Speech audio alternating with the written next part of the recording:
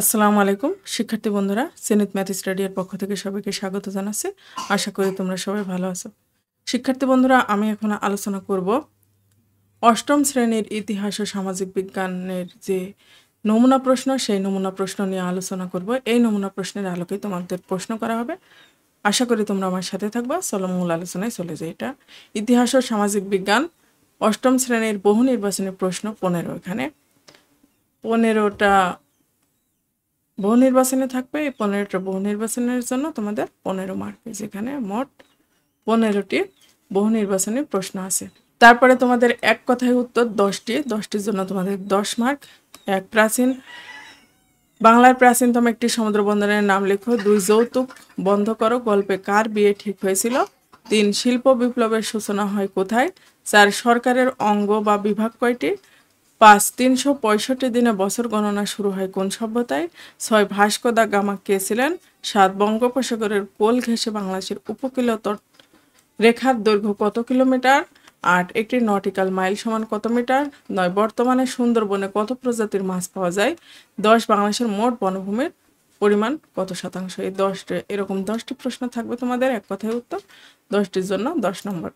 এবার তোমাদের সংক্ষিপ্ত প্রশ্ন থাকবে 10টার জন্য 20 নম্বর। প্রতিটি প্রশ্নের জন্য 2 মার্ক। এখানে সামাজিক ইতিহাস কি? সামাজিক ইতিহাসের একটি উৎসের নাম লিখো। সামাজিক নিয়ন্ত্রণ বলতে কি বোঝায়?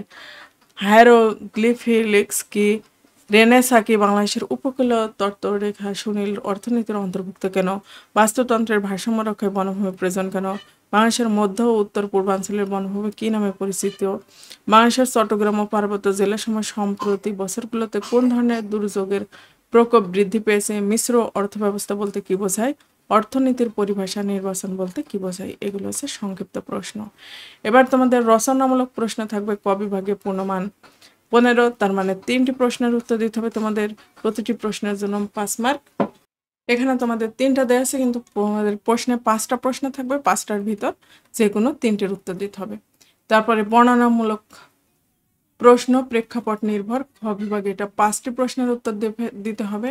যে 1 নম্বরের এখানে প্রেক্ষাপট দেওয়া আছে অনুসারে ক খ উত্তর দিতে হবে। 2 নম্বরের অনুসারে ক খ, এরকম তোমাদের মোট 8টি প্রশ্ন থাকবে। 8টি প্রশ্নের ভিতর তোমাদের 5টা প্রশ্নের উত্তর দিতে হবে। এই যে এখানে মোট 5টা প্রশ্ন দেওয়া আছে, কিন্তু তোমাদের পরীক্ষায় 8টা প্রশ্ন থাকবে। 8টার ভিতর যে কোনো 5টির উত্তর দিতে হবে। শিক্ষার্থী বন্ধুরা, এই ছিল তোমাদের নমুনা প্রশ্ন। এইরকম তোমাদের প্রশ্ন হবে। নমুনা প্রশ্ন দেখালাম। এবার তোমাদের একটু সিলেবাস দেখাবো। এই যে তোমাদের সিলেবাসে আছে 1 নম্বরে সামাজিক ও সাংস্কৃতিক ইতিহাস জানার উপায়, সামাজিকীকরণ, সামাজিক নিয়ন্ত্রণ, সমাজ পরিবর্তন, বিশ্ব প্রেক্ষাপটে সামাজিক ও সাংস্কৃতিক ইতিহাসের বৈচিত্র্যময় গতিপথ সুরক্ষিত রাখে প্রকৃত মানুষের বন্ধন, সম্পদের উৎপাদন ও সমতার নীতি।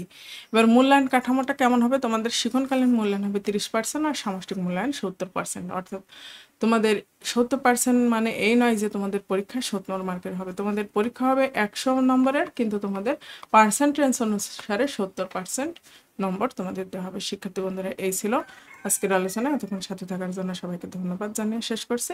আল্লাহ হাফেজ।